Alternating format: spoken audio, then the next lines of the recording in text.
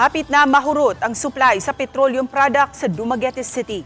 Usa ka gasoline station sa Dumaguete ang nanirado kay matud pa wala nay supply sa mga produktong petrolyo. Aduna say mga gasolinahan sa syudad nga nahutda na og supply sa diesel.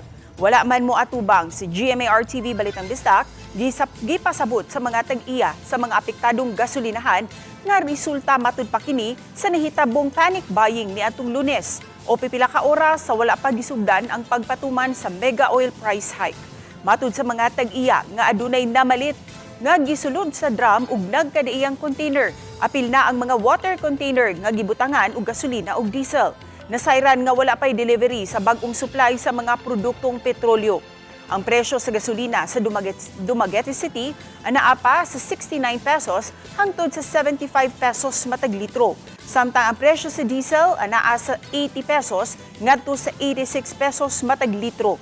Samtang sa probinsya sa Bohol, wala pay pagsaka sa mga nagunang palaliton sama na lang sa bugas ug karne.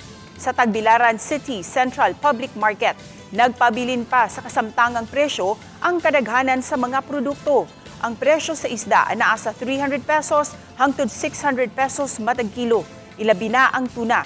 Samtang presyo sa baboy nagpabilin sa 350 pesos matag kilo. Apan adunay posibilidad nga musaka og 20 pesos matag kilo karong simanaha.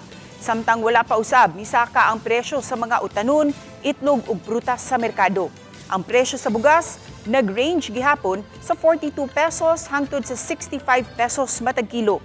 Ang ganador nga bugas gibaligya sa 65 pesos matag kilo. Samtang ang bukid rice anaa sa 42 pesos hangtod 46 pesos matag kilo. Apan matud sa mga tindera, posible silang magpataas sa presyo tungod kay ang mga sakyanan nga nagdala sa mga produkto nagamit man og gasolina ug diesel. Kung musaka pa ang presyo sa lana, dako usab ang posibilidad nga mosunod og saka ang presyo sa mga nagunang palaliton.